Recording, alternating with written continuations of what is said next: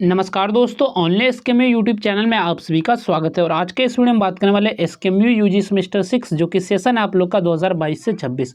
और आज के इस वीडियो में हम लोग कवर करने वाले मेजर पेपर जो कि 14 है आपका, और सब्जेक्ट आपका पॉलिटिकल साइंस। तो इसके सेट 1 के बारे में बात करने वाले, जिसमें कि कुछ आपके क्वेश्चन आंसर दिए गए। तो इस क्वेश्चन आंसर को हम लोग करने वाले, और जो है क्वेश्चन का पैटर्न जो रहता है आप लोग का ग्रुप ए और ग्रुप बी, यानी कि दो ग्रुप में क्वेश्चन पूछा जाता है। ग्रुप ए में आपका वेरी शॉर्ट क्वेश्चन और शॉर्ट क्वेश्चन पूछा जाता है, और ग्रुप बी में जो आपका लॉन्ग क्वेश्चन पूछा जाता है। हालांकि आपको जो तैयार करना है शॉर्ट क्वेश्चन और लॉन्ग क्वेश्चन को अच्छे ढंग से तैयार करना है, क्योंकि इनका वेटेज जो है ज़्यादा होता है। तो और मैं ये जो है हर वीडियो में बोल देता हूँ कि आप लोग को शॉर्ट क्वेश्चन और लॉन्ग क्वेश्चन को अच्छे से पढ़ लेना है। तो सबसे पहले बात करेंगे 1 का जो ए नंबर क्वेश्चन है, जो कि आपका very short answer type question है, यानी कि वेरी शॉर्ट क्वेश्चन है। तो क्वेश्चन है आपका, व्हाट इज नेशनल इंटीग्रेशन, राष्ट्रीय एकीकरण क्या है। तो राष्ट्रीय एकीकरण जो है वह प्रक्रिया है जिसमें भारत के सभी नागरिक धर्म, जाति, भाषा, क्षेत्र और संस्कृति के भेदभाव को भूलकर एक राष्ट्र के रूप में एकता, समानता, आपसी भाईचारे तथा राष्ट्र हित के लिए मिलकर कार्य करते हैं, और इससे जो है देश की एकता और अखंडता मजबूत होती है। तो राष्ट्रीय एकीकरण यानी कि राष्ट्र मतलब वह पूरे देश से जुड़ा, और जो एकीकरण मतलब कि सबको एक साथ जोड़े रखना। तो राष्ट्रीय एकीकरण का मतलब हुआ कि पूरे देश को जो है अलग अलग होकर भी जो है पूरे देश के लोग एक होकर रहे, और इसे राष्ट्रीय एकीकरण कहते हैं। अगर समझा जाए तो ऐसे आप लोग समझ सकते हैं कि राष्ट्रीय एकीकरण का मतलब है कि भारत के सभी लोग, चाहे उनका धर्म कुछ भी हो, जाति कुछ भी हो, भाषा कुछ भी, भाषा या क्षेत्र अलग अलग हो, फिर भी जो है मिलजुल कर जो है भाईचारे से और एक परिवार की तरह रहे, यही जो है आपका राष्ट्रीय एकीकरण है। इसके बाद अगला क्वेश्चन है, डिफाइन सेकुलरिज्म, यानी कि धर्मनिरपेक्षता की परिभाषा दीजिए। तो धर्मनिरपेक्षता वह व्यवस्था है जिसमें राज्य जो है सभी धर्मों का समान सम्मान देता है, राज्य किसी एक धर्म का पक्ष नहीं लेता तथा सभी नागरिकों को अपनी इच्छा के अनुसार धर्म मानने, पालन करने और प्रचार करने की समान स्वतंत्रता देता है, यानी कि समान आज़ादी देता है अपने धर्म के बारे में प्रचार करने के लिए। धर्म जैसे कि आप लोग का कई हिंदू, मुस्लिम, सिख, ईसाई, और निरपेक्षता मतलब जैसे कि आप लोग समझे किसी पक्ष ना लेना, यानी कि सबको जो है बराबर सम्मान देना। तो धर्मनिरपेक्षता का मतलब है कि सरकार जो है सभी धर्मों को जो है समान सम्मान देती है, और सरकार जो किसी एक धर्म को अपना धर्म नहीं मानती, और हर व्यक्ति को अपनी पसंद का धर्म मानने, उसका पालन करने और प्रचार करने की जो है पूरी तरह से आज़ादी देता है। तो यही आपका जो धर्मनिरपेक्षता है। तो इसका अगर आसान शब्दों में याद रखा जाए धर्मनिरपेक्षता से, तो सभी धर्मों का मतलब समान सम्मान देना, और सभी धर्मों की समान स्वतंत्रता देना ही जो आपका धर्मनिरपेक्षता है। ना कोई बड़ा धर्म, ना कोई छोटा धर्म, सब बराबर जो है आपका धर्मनिरपेक्षता हो जाएगा। नेक्स्ट आपका क्वेश्चन है, what is the Naxal movement, यानी कि नक्सल आंदोलन क्या है। तो नक्सल आंदोलन जो है भारत का एक सशस्त्र उग्रवादी आंदोलन है, जो सामाजिक और आर्थिक असमानता, भूमि विवाद तथा आदिवासी और गरीब लोगों के अधिकारों से जुड़े मुद्दों के कारण शुरू हुआ, और इसका उद्देश्य है हिंसा के माध्यम से व्यवस्था में परिवर्तन लाना था। तो नक्सल आंदोलन जो आपका है, ये बंदूक और हिंसा के जरिए जो सरकार का विरोध करने वाला जो आंदोलन है, और यह जो है गरीबी, भूमि विवाद और जो आदिवासियों की समस्याओं के कारण जो शुरू हुआ है, और इसकी शुरुआत जो होती है वो 1967 में पश्चिम बंगाल के नक्सलबाड़ी गांव से हुई है। और गरीबी और अन्याय के खिलाफ हिंसक तरीके से चलाया गया आंदोलन ही जो आपका नक्सल आंदोलन कहलाता है। ठीक है। नेक्स्ट आपका क्वेश्चन है, व्हाट आर इलेक्टोरल रिफॉर्म्स, निर्वाचन सुधार क्या है। तो निर्वाचन सुधार वे परिवर्तन है और सुधार है जो चुनाव प्रक्रिया को अधिक निष्पक्ष, पारदर्शी, स्वतंत्र और ईमानदार बनाने के लिए किए जाते हैं। इनका उद्देश्य सभी मतदाताओं को स्वतंत्र एवं निष्पक्ष मतदान का अवसर प्रदान करना है। तो निर्वाचन जैसे कि आप लोग निर्वाचन मतलब समझ सकते हैं चुनाव, और जो सुधार यानी कि बेहतर करना, यानी कि चुनाव में सुधार करना, यही है जो आपका निर्वाचन सुधार है। और निर्वाचन सुधार का मतलब है चुनाव प्रणाली में ऐसे बदलाव करना जिससे जो है चुनाव ईमानदारी हो, निष्पक्षता पूर्वक हो, और जो है पारदर्शिता से हो सके। चुनाव को जो है निष्पक्ष, स्वतंत्र और पारदर्शी बनाने के लिए जो है बदलाव भी निर्वाचन सुधार कहलाते हैं। तो यही आपका निर्वाचन सुधार है। नेक्स्ट आपका क्वेश्चन है, why is the press called the fourth pillar of democracy. तो प्रेस को जो है लोकतंत्र का चौथा स्तंभ क्यों कहा जाता है, यानी कि जो प्रेस है यानी कि मीडिया है, इनको जो है फोर्थ पिलर क्यों कहा जाता है लोकतंत्र का, यानी कि डेमोक्रेसी का। तो प्रेस को जो लोकतंत्र का चौथा स्तंभ कहा जाता है, क्योंकि यह सरकार के कार्यों पर निगरानी रखती है, यानी कि सरकार ने क्या क्या काम किए उस पर निगरानी रखता है, जनता तक सही जानकारी पहुंचाता है, जनमत तैयार करता है तथा लोकतंत्र में पारदर्शिता, जवाबदेही और नागरिक जागरूकता को बढ़ावा देता है।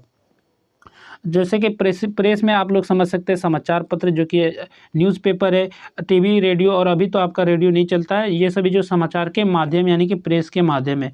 और यह जो है प्रेस जो है सरकार और जनता के बीच सेतु का काम करती है, यानी कि जोड़े रखने का काम करती है।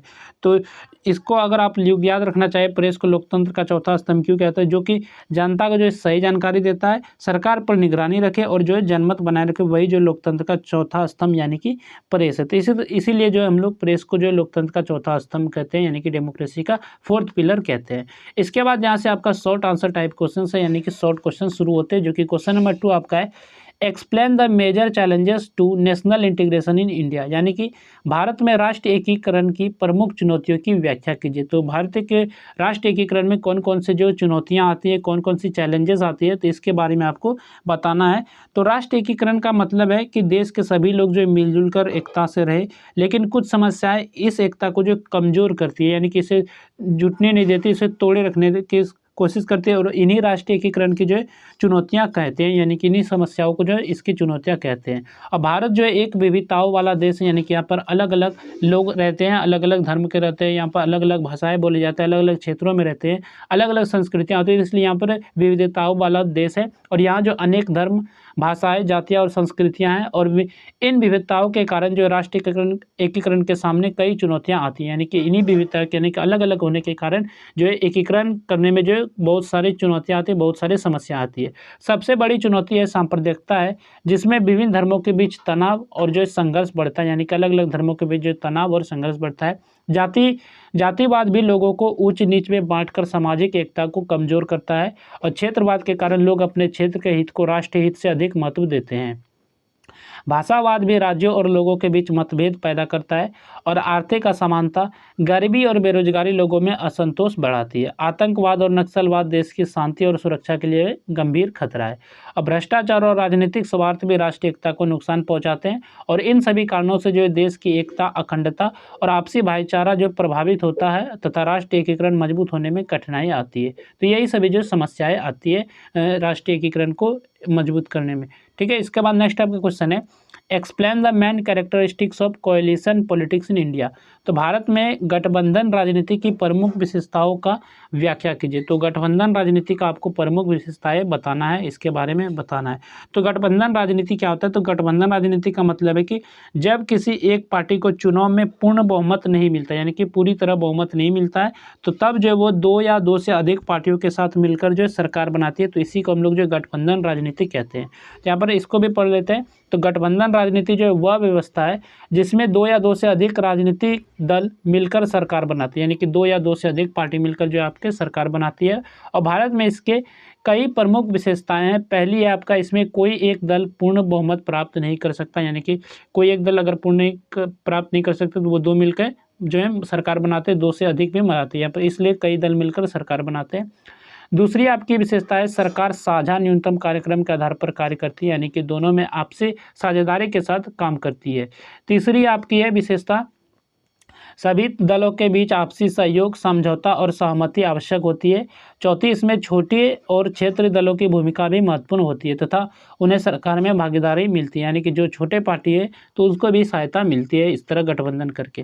और पांचवी आपका विशेषता है, गठबंधन सरकार में निर्णय सामूहिक रूप से लिए जाते हैं और सभी दलों की राय का सम्मान किया जाता है।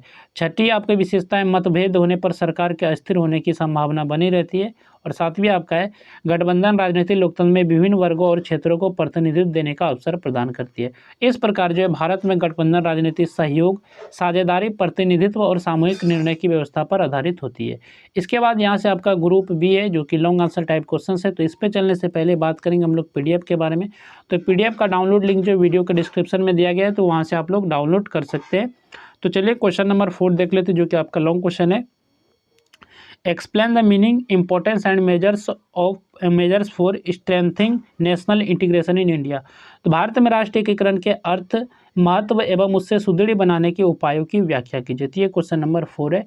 नेक्स्ट आपका क्वेश्चन है, discuss the theory and practice of secularism in India. तो भारत में धर्मनिरपेक्षता के सिद्धांत एवं व्यवहारिक स्वरूप की विवेचना कीजिए। तो ये क्वेश्चन नंबर 5 है। नेक्स्ट आपका है question number 6, discuss the causes growth and impact of the Naxal movement in India. तो भारत में नक्सल आंदोलन के कारणों, विकास एवं प्रभाव की विवेचना कीजिए। नेक्स्ट आपका क्वेश्चन है, explain the need for electoral reforms in India and discuss the major electoral reforms, यानी कि भारत में निर्वाचन सुधार की आवश्यकता स्पष्ट करते हुए प्रमुख निर्वाचन सुधारों की विवेचना कीजिए। तो ये क्वेश्चन नंबर 7 है। नेक्स्ट आपका क्वेश्चन है, explain the role, functions and responsibilities of the press in Indian democracy. तो भारतीय लोकतंत्र में प्रेस की भूमिका, कार्य एवं उत्तरदायित्वों की व्याख्या कीजिए।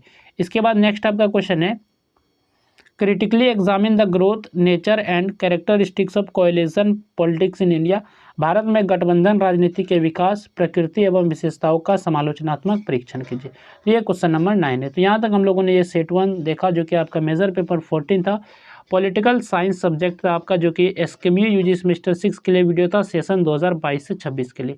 तो इसी तरह और भी सेट देखेंगे। फिलहाल आप लोग इस सेट को अच्छे से तैयार कर लीजिए, और इसका डाउनलोड लिंक यानी कि पीडीएफ का जो डाउनलोड लिंक है वीडियो के डिस्क्रिप्शन में दिया गया है, तो वहाँ से आप लोग डाउनलोड कर सकते हैं। तो चलिए फिर मिलते हैं नेक्स्ट वीडियो में। इस वीडियो में बस इतना ही।